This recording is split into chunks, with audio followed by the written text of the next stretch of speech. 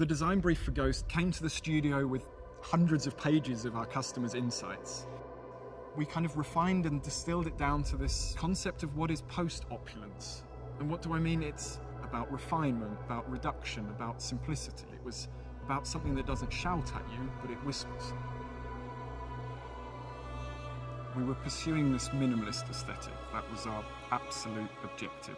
I'd say the front of Ghost really demonstrates our obsession with reducing any overt design. There's no additional flourishes. It's very reduced, but it keeps that charm that makes a Rolls Royce. It's in no way sterile. Our aluminium body structures, they're hand welded, which means you don't read any additional shut lines. Every car individually is finished symmetrically. That's what gives you this feeling of one canvas, one monolithic sculpture from front to rear. There's more possibilities here for bespoke personalization than ever before. The character of Ghost comes out. It still has the natural presence you'd expect of a Rolls Royce, but it's calmly confident.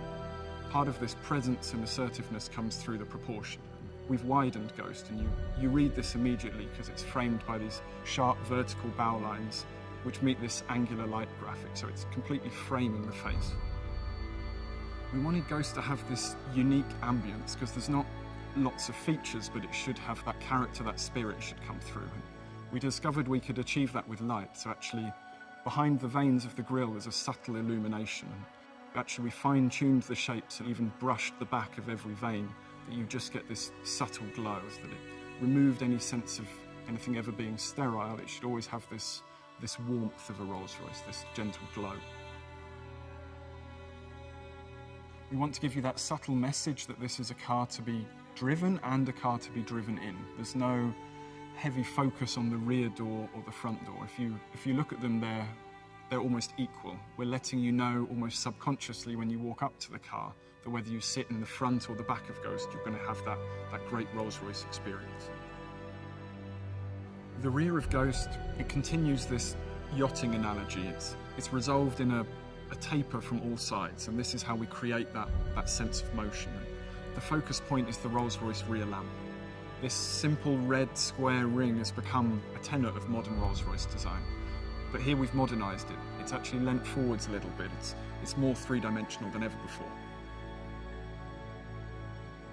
The Ghost interior is meant to be a detoxifying space. We realised our customers have very complicated lives, so they're not looking for a constant reminder of their success. They're not looking for busy details. They want a thinking space.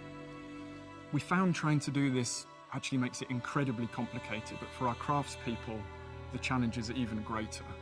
There's no distraction, there's no complicated patterns in which to hide any error, so a single stitch line must be perfect. The wood, for example, that you touch, it's not hidden under lacquer, it's open pore, so you can feel the veneer through it. And don't be fooled of what might be underneath there. This has got more technology in it than any other Rolls-Royce we've ever built, but it's only there when you demand it. The dashboard, for instance, the illuminated fascia, it's only there when requested. The effortless doors, there's not an additional button, it's the door handle. Everything is there to make it as calming and relaxing and uncomplicated as possible.